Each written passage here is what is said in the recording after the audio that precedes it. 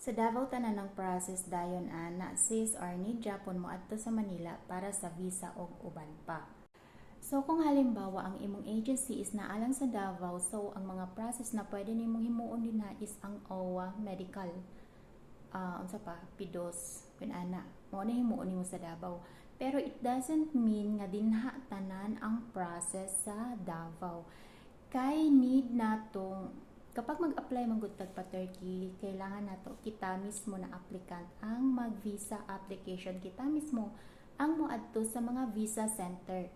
Turkish Embassy, Visa Center for Turkey. Yun nga. So, ang Visa Center, Turkish Embassy is naalang siya sa Manila. So, kailangan jud tang moadto og Manila.